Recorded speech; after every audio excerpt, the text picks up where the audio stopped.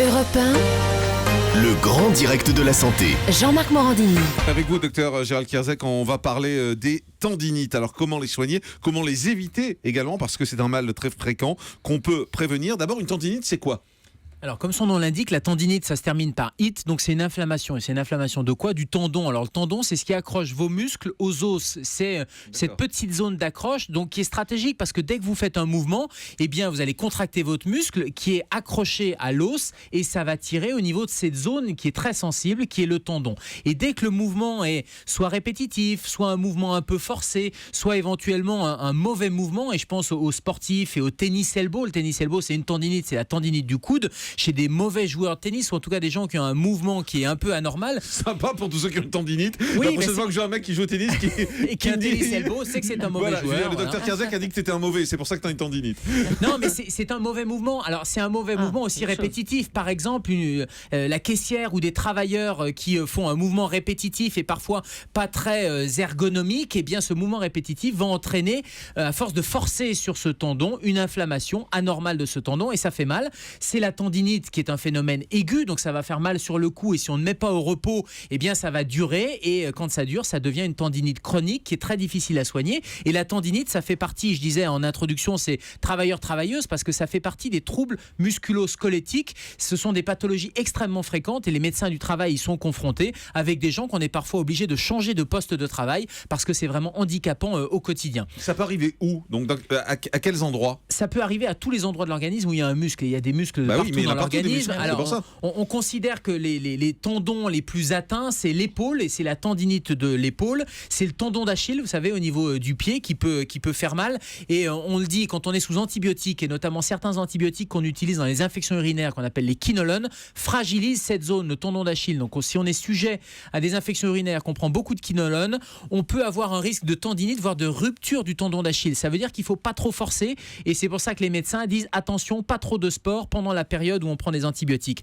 Le tendon du genou et puis le tendon du coude, le tennis elbow par exemple, ça peut arriver aux joueurs de tennis, mais ça arrive aussi à des gens qui font ces mouvements répétitifs, qui font pas du tout de tennis, et à qui on diagnostique un tennis elbow. C'est les caissières de supermarché par exemple. Par exemple, les caissières de supermarché, c'est classiquement les caissières de supermarché, mais c'est beaucoup de gens qui font ce même mouvement. Mais ça peut être des gens qui travaillent sur ordinateur ou qui peuvent porter des charges et qui absolument et qui font toujours ce même mouvement. Et puis je disais les joueurs de consoles vidéo. Il y a un article qui a été publié là pour le journal le numéro de Noël dans le British Medical Journal of Medicine, la Nintendinite, qui est la pathologie du joueur Nintendo. Quand on passe 5 heures sur des consoles vidéo à faire des mouvements qui sont toujours les mêmes mouvements, et bien on se fait des tendinites. Alors sur la petite Nintendo, la DS Lite, on le fait au pouce. Ah, vraiment ? C'est la tendinite de la base du pouce, oui, mais c'est la même chose avec les ados qui sont sur leur portable. Alors moi je tape mes textos avec l'index, mais les ados, mon fils tape avec son pouce, et on fait des tendinites qu'on appelle des textonites. Vous êtes un ado avec une carte bleue, c'est ça, donc quand on vieillit. Donc on fait des textonites à la base du pouce, et puis il y a même des tennis elbow sur des joueurs de Wii, et ça fait des Wii hit, une inflammation de la Wii. C'est-à-dire que quand on reproduit... Vous amusez les médecins finalement à trouver des noms ça a été plus... Non mais c'est très sérieux. Le premier cas, c'était une femme de 35 ans qui avait joué pendant 5 heures à sa console vidéo, et puis une autre qui jouait au bowling et qui s'est fait une rupture des tendons au niveau du canal carpien parce qu'elle reproduisait le mouvement du bowling, c'est le principe de ces consoles vidéo. Eh bien on se fait des tendinites, voire des ruptures de tendons à force de trop solliciter. Alors il y a une façon de prévenir ces tendinites ? Oui, il y a une façon de prévenir, c'est déjà d'avoir des bons mouvements, donc d'éviter les mouvements répétitifs. Quand on est obligé d'avoir, parce qu'on a un poste de travail avec ces mouvements répétitifs, eh bien c'est une adaptation du poste de travail. Et éventuellement, quand on commence à avoir les premiers symptômes, il ne faut pas attendre, parce que plus on attend, plus on force et plus on inflamme. Et on est sur un cercle vicieux, donc il faut vraiment aller consulter son médecin traitant et aller voir le médecin du travail, parce qu'il peut y avoir, au moins pendant une période transitoire, une adaptation du poste de travail. Et puis quand on fait du sport, eh bien il faut bien s'échauffer au moins 10 minutes, un quart d'heure avant d'aller faire le geste et d'aller démarrer son cours de tennis par exemple. Des étirements, quand je parle de cours de tennis, c'est intéressant d'avoir quelques cours pour avoir justement le bon mouvement et pour éviter d'avoir un mouvement qui est un mauvais mouvement, une mauvaise maîtrise du geste technique. Il faut bien s'hydrater aussi en termes de prévention, ça fonctionne, ça permet de préserver les tendons, et ça c'est avant. Pourquoi pendant l'hydratation ? Parce que ça hydrate les tendons et ça hydrate les tissus, et donc ça évite qu'il y ait une inflammation. Et puis c'est après le geste, après l'effort, il faut bien s'étirer aussi. Mais le bon message, c'est quand on a une tendinite et quand on a un diagnostic de tendinite, il faut respecter le repos, parce que le meilleur moyen de soigner une tendinite, c'est que le tendon cicatrise, guérisse. Et donc il faut vraiment respecter cette période de repos.